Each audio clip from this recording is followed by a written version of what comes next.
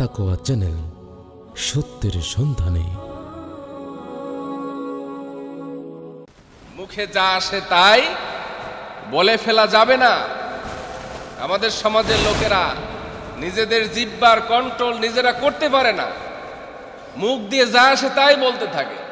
অথচ মুখ দিয়ে এমন কথা বের হয় না যেই কথাটা রেকর্ড করে রাখা হয় না। সমস্ত কথাই রেকর্ড করে রাখা হয়, যা কিছু মুখ দিয়ে উচ্চারণ করা হয়। সুতরাং মুখ থেকে যেই কথা উচ্চারণ হবে সেই কথা আমার কন্ট্রোলের মধ্যে থাকতে হবে। দুনিয়ার মধ্যে যত মানুষ ভেজালে পড়ে, যত মানুষ যত শাস্তির সম্মুখীন হয়, এটা কিন্তু জিহ্বার কারণেই হয়। কি ঠিক বললাম নাকি? তোমার সাহস আছে, সাহস থাকার পরে যদি তুমি ডাকাত একটা তোমার কাছে আসছে তেরে, এখন তুমি যদি বলো যে শালা বেটা ডাকাত, আজকে তোরে পাইছি শেষ করে দেব, তাহলে শেষ কি ডাকাতেরে আপনি করতে পারবেন না ডাকাত আপনাকে করে দিবে? কোনটা করবে? এই জন্য মুখের যেই লাগাম, এটা আমাদের কন্ট্রোলের মধ্যে থাকতে হবে। আর হাত দিয়ে কোনো অন্যায় কাজ করা যাবে না।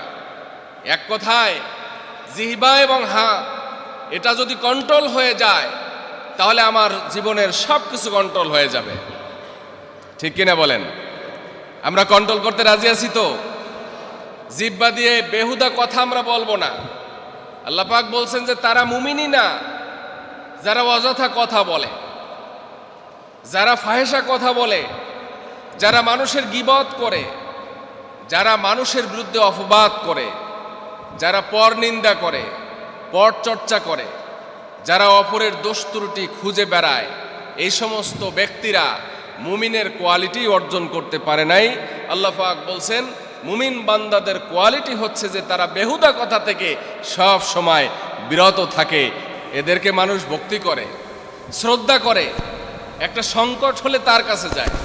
আর যার জিহ্বাটা অটো অটো বুঝছেন তো, শুধু কথা বলতে থাকে, কথাটা ওয়েটফুল কিনা, দামি কিনা, বেহুদা কিনা, অযথা কিনা, মিথ্যা কথা কিনা, এগুলো বাজ বিচার করে যারা কথাবার্তা বলতেই থাকে, এই সমস্ত মানুষগুলোর ওয়েট থাকে না। এই সমস্ত মানুষগুলো সমাজে মূল্য পায় না, সম্মান পায় না। সুতরাং আমাদের এই কাজটা করতে হবে, সেটা হচ্ছে আমাদের জিহ্বা এবং হাতের কন্ট্রোল আমাদের মধ্যেই রাখতে হবে। রাজি আছি সবাই?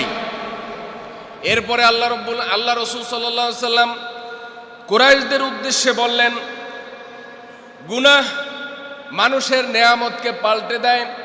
আল্লাহর কাছে নেয়ামতের কোনো ঘাটতি নাই, সমস্ত মানুষের জন্যই আল্লাহর পক্ষ থেকে নেয়ামত অবধারিত, কিন্তু গুনার কারণে তার নেয়ামত পাল্টে যায় এবং চরিত্রকে ধ্বংস করে দেয়।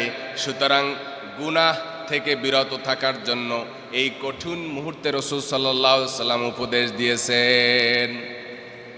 যখন এরপরে যেগুলো ছিল কথাবার্তা, সবগুলো ছিল পরবর্তী সময়ে যাতে সমাজ, রাষ্ট্র, পরিবার, ব্যক্তি ভালো থাকতে পারে সেই বিষয়ে রাসূল সাল্লাল্লাহু আলাইহি সাল্লাম কথা বলতেছিলেন। রাসূল সাল্লাল্লাহু আলাইহি সাল্লাম বলতেছিলেন, যখন জনগণ সৎ কর্ম করবেন তখন তাদের জন্য আল্লাহ রাব্বুল আলামিনের পক্ষ থেকে একজন ভালো শাসক আসবে।